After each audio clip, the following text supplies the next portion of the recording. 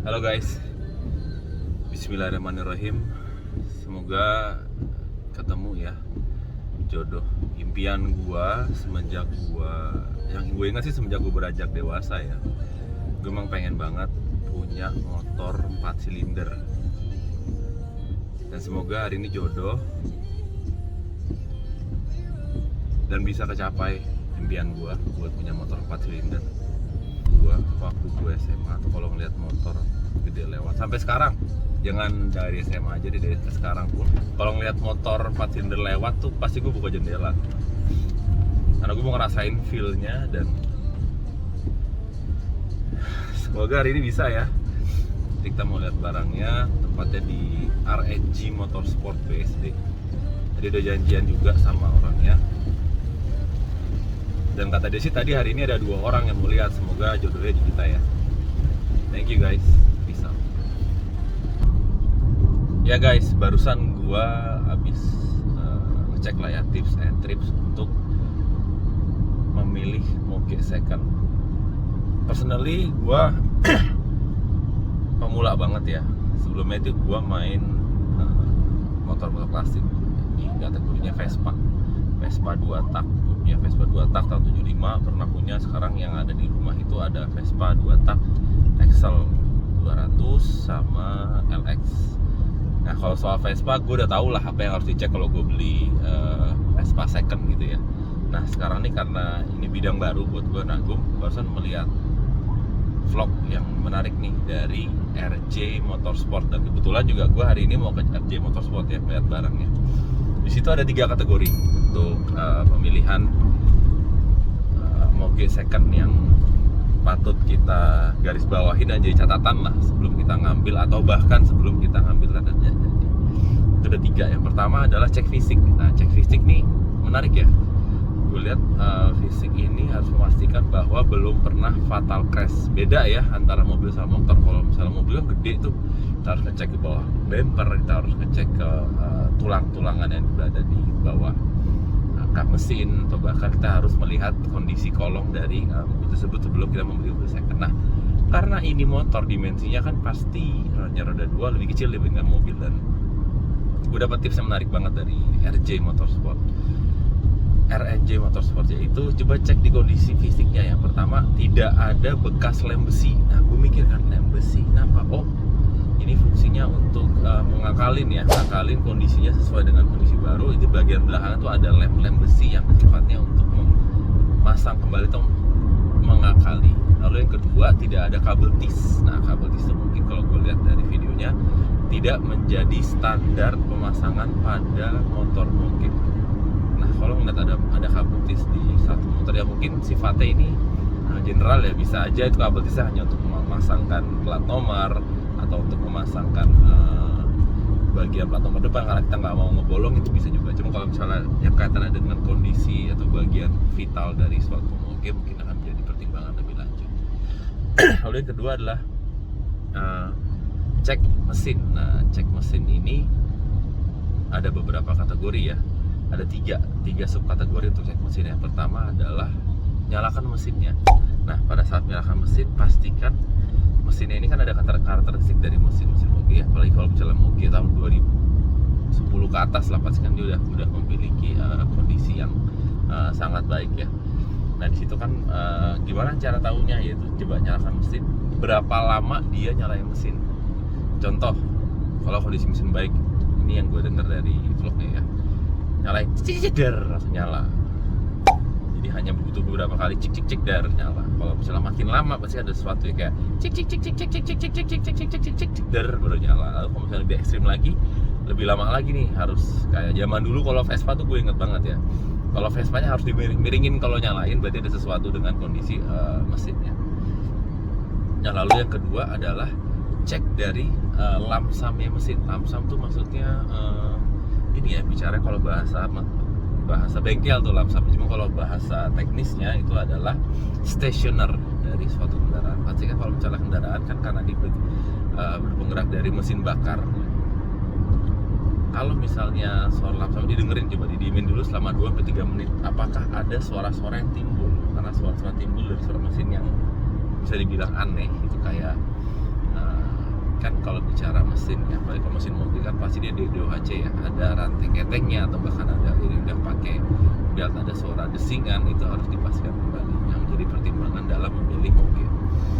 Lalu yang ketiga, cek speedometer. Nah ini gue baru tahu nih, makanya melihat RNG Motorsport selain dia menjual, dia juga memberikan tips and tricks bagi kita pemula atau yang pertama kali banget akan memilih mobil.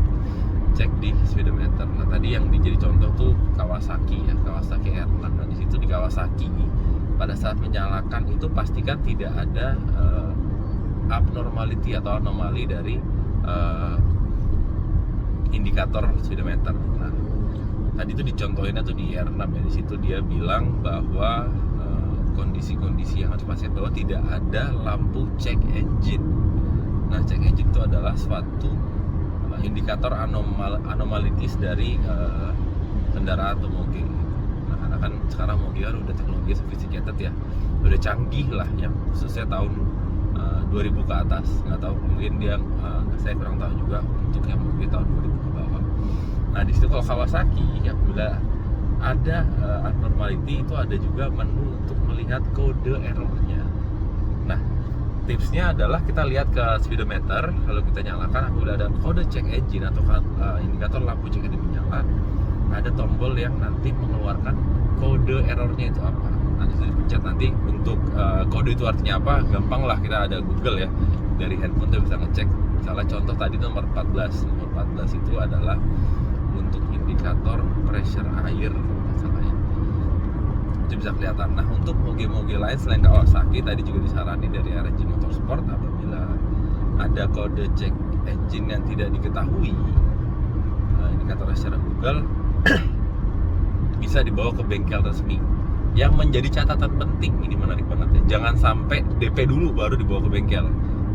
Karena kan biasanya kita tahu lah ya taktiknya pedagang, dia DP dulu ya kalau bisa mau dikeluarin ke bengkel gitu.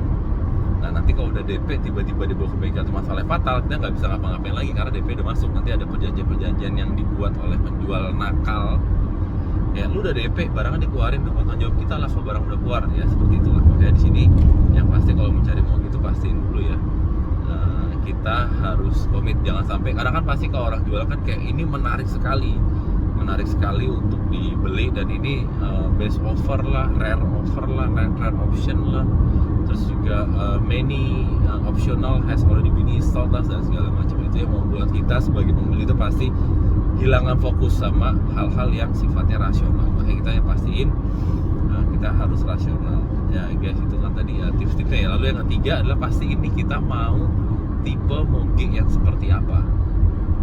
Nah contohnya kalau gua nyari moge pasti yang pas dipakainya pengobat harian ya, pakainya hanya weekend. Tetapi yang menjadi concern utama gua adalah kenyamanan. Karena kalau misalnya tipe-tipe moge kalau dilihat kan ada yang street fighter, itu naked bike yang posisi tinggi, duduknya tinggi.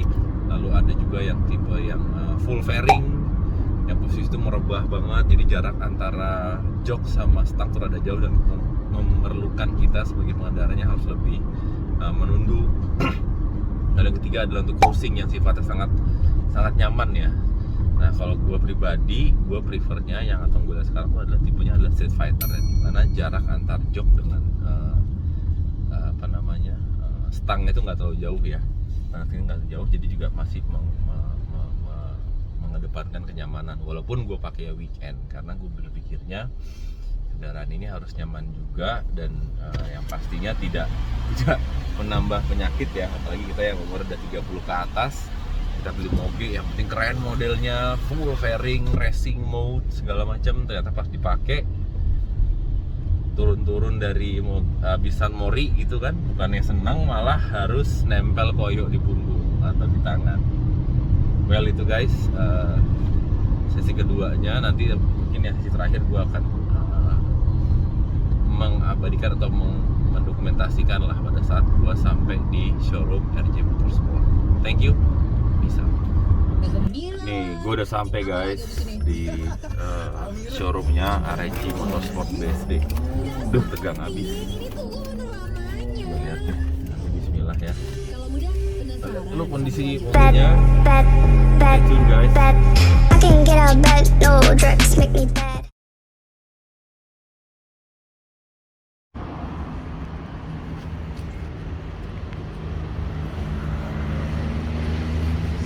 800.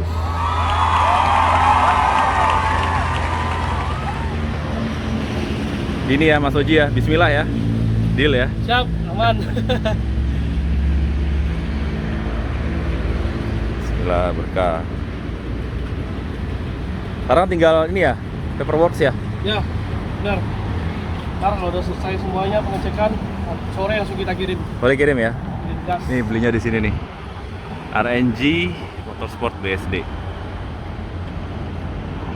Nyaman guys. Sampai puas, transaksi baru dilaksanakan. Udah sempat keliling tadi.